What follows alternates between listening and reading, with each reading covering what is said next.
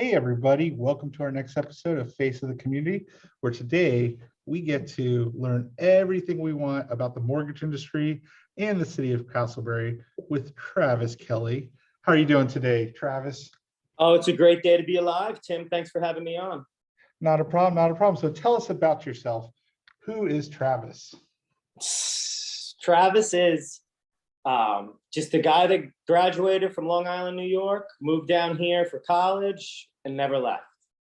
How long have you been down here? 97? 97. So you're going on what, 24, 25 years? Mm-hmm. And I started living over at the Harbors in Casselberry probably 2003. Maybe even 2002. So I've been in this neighborhood longer than I've been in my neighborhood I grew up in. Good old Harbors. And then, so you basically moved to Casselberry, you never left. No, I didn't even know about Casselberry until I've lived here for 10 years. I was like, I guess this is Casselberry. What were you doing? Telling everyone you lived in Orlando? No, like at the Harbors, if you go one block over, it's Winter Park. You go a half a mile, it's Longwood, Altamont Springs, and then Winter Park in the other direction. So it wasn't, I didn't get involved in the established community until I started my own business. Okay. And speaking of your business, so tell us about your business, which is what, Kelley Financials? Yeah, it's KFS Mortgage, Kelley Financial Solutions. Basically, I've been doing mortgages originating for 20 years, right? After a certain amount of time, you have your own clients if you're doing the right thing. So about 5-6 years ago, I decided my best investment was to start my own company. I had my own clients. I was able to give them better deals and make more money. It sounded like a win-win. So I think it was late 2016, 2017. I started my own business. I had an office over here at Summit Plaza, and I've been doing it ever since. And it's going very well, actually. Best thing I've ever done in my life, hands down.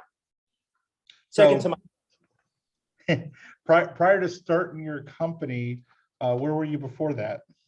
I mean, I worked for the Bank of England for 5-6 years. I worked for another small broker for a few years. I worked for Fifth Third Bank for a while. I worked for, direct lenders for a while. So it's the way the mortgage industry is, you've been around. People don't usually stay in places for a long time because things in the industry change so much. So finally starting my own business, it's got me settled down, and I'm never going to work for anybody else. It's tough once you don't work for someone. It's tough to go back, that's for sure. So where's your office located now? It's right by Summit Village, same area. It's just right behind it. So I don't like to work or go to the gym or do anything with, outside of a 1 mile radius. I like to stay in my bubble. So basically you're saying you don't even need a car. I could ride my bike. I have ridden my bike before, but it gets a little hot for the summertime. That's for sure. So, and then as a business owner, being literally so immersed in Casselberry, you do a lot of stuff with the community too, don't you? It's part of my business plan. You can't lead a full, happy life without giving back to the community and getting involved. It's part of the puzzle that you need to solve. Yeah. So what are some of the things that you do in the community? I mean, all the chamber stuff, of course. Luncheons, all those. I try to get involved with all the events, try to do like after hours with the local businesses, try to promote local businesses. We got the kickball tournament coming up. We had the food trucks last Friday. Just try to give back as much as I can, almost in a selfish way, because it feels good. It feels good and helps me be happy. And I'm actually giving back to others as well. Yeah, and for those that don't know, Travis is the current president of the Casselberry Chamber of Commerce, which is definitely a very intense job at times because you got so much going on, like you mentioned. So kickball tournament, when is that? That's not this weekend, it's next weekend? Next Saturday morning. So, and I finally recruited enough people. I'm making the jerseys, and it's going to be fun. I'm having fun in this life, Tim, especially with all the Casselberry stuff. It's just a good time. It's good, yeah. Clean fun. So, and I'm sure this is what our viewers are going to be dying to hear about. How do you keep your sanity going with the way that the mortgage rates have been with their highs and lows over the last year and a half? 4 letters: yoga, breathing, taking it easy. And honestly, I've been getting ready for this moment for the past 10 years. So in 2004, I was in the industry and I made some mistakes, and And I promised myself if this ever happened again, I'd be prepared and do things differently. And I've been just working hard, getting ready for, the rates weren't going to stay low forever. It was just a matter of time. I've been mostly purchases for about 8-9 years. So it's not that big of a shift for me. It's just, for a lot of people that did refinancing and stuff like that, that side of the industry is pretty much dwindled down. Yeah. So tell me, what are the rates looking like currently that you've seen at the early April timeframe? I mean, high 4s, low 5s, investment property, second homes, because they made some changes recently. You're looking closer to the 6s. Oh, wow. So they made a huge adjustment in April because they want people buying primary residence. So if you're doing an investment property or a second home, there's just an insane interest rate adjustment for usage of the property. Wow. So for buyers out there, when they're looking at mortgages, what's one mistake that you see so many of them do that you would like to give them some advice on? That's a great question. Number one is don't be afraid to put less down. So if people are going to buy a home, hey, I want to put 20% down. If the appraisal comes in short, or if you're in a bidding war, you could always pay a little bit more on the contract price and put less down. So if you're planning on putting 20% down, there's, I don't know, 150 offers on that one house, and you want to make it more attractive, you could lower the amount that you put down and use that money to pay above asking price. And still, the difference in a mortgage payment isn't going to be as substantial as you paying $2,500 a month for rent every single month. So it's worth, right now, the way the market is, put a little bit, if you're on a certain budget, put a little less down, put a little bit more to make the offer attractive. Okay. That makes definitely a lot of sense. Something that would be good.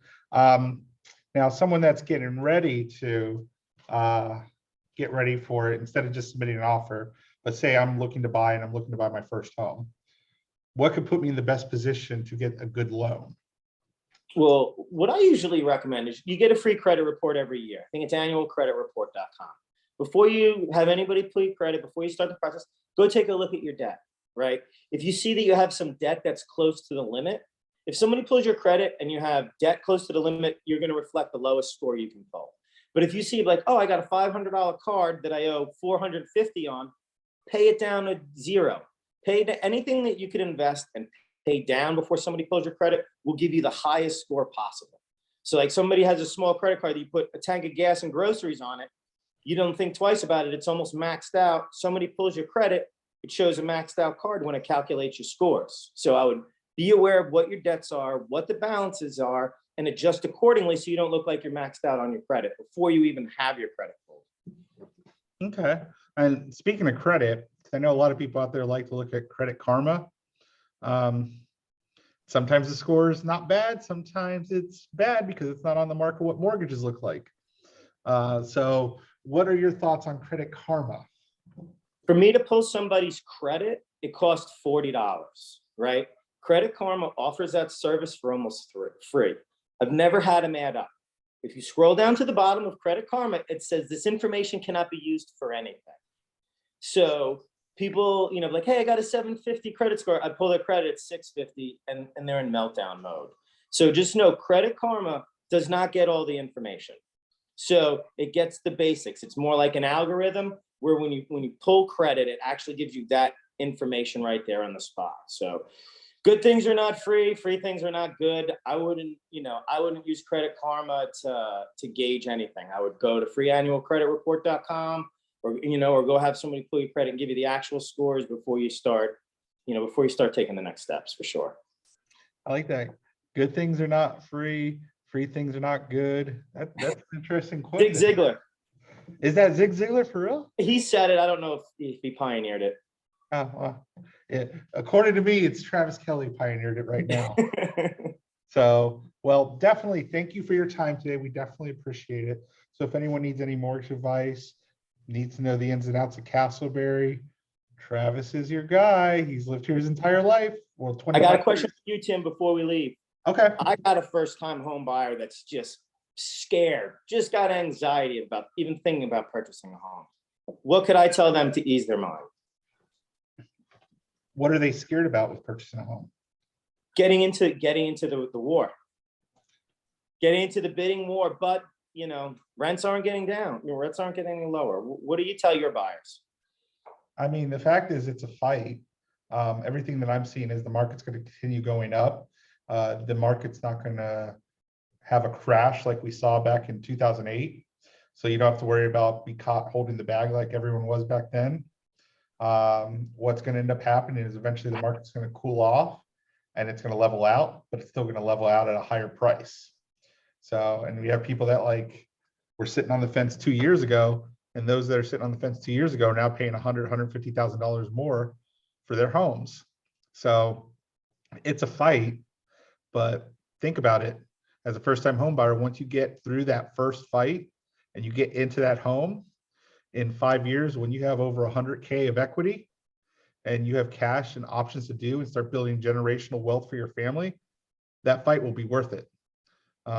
And I mean, one thing, I mean, it might sound a little cliche, but if it was easy, everyone would be doing it. And because it's not easy, not everyone does it. But those that do it and follow through with it and make it happen, they'll never regret it in the end. Yeah, I agree. So, but yeah, I mean, as a first-time home buyer, there's definitely a lot of anxiety. There's a lot of second guessing. And I still have that with a lot of my buyers today, especially with the increasing prices and what we're seeing. But they also all thank me the following year. It's always a good time to own a home if you don't own one. Yeah, definitely, definitely. Wow, I've never been questioned before like that. Thank you. No problem, sir. So, but thank you all for tuning in. And again, all your mortgage needs, we got Travis here for you, and we'll talk to you all later.